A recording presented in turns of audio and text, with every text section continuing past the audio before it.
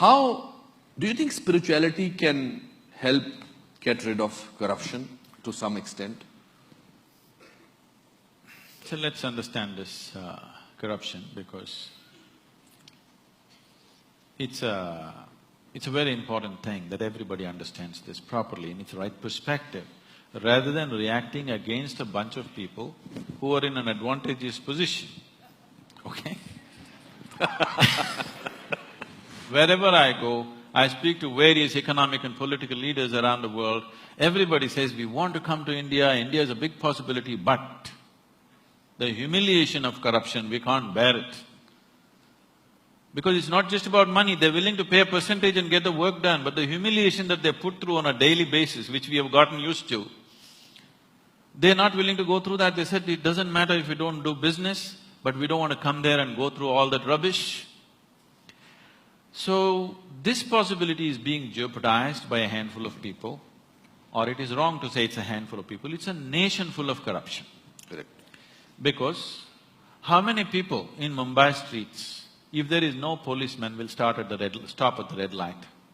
I think only 10% will stop.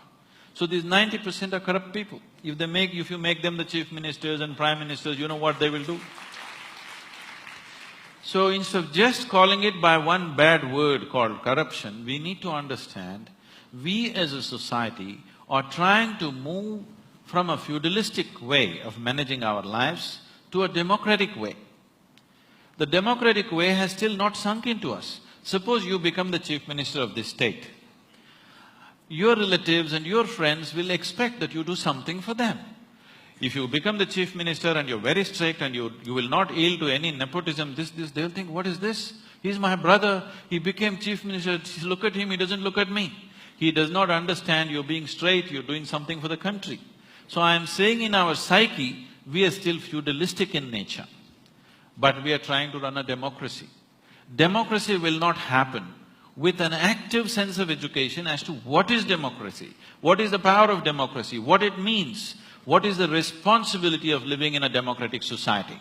This has not been done. We just took democracy from the British and we think if they just put their vote and get their fingers dirty once in 5 years, everything is settled. No, we have not educated people. We are still a feudalistic society acting to be democratic. So, many people, the corrupt people, the very, very corrupt people in the country, I've met them, they're bewildered. Why are people upset? I'm only doing for my family.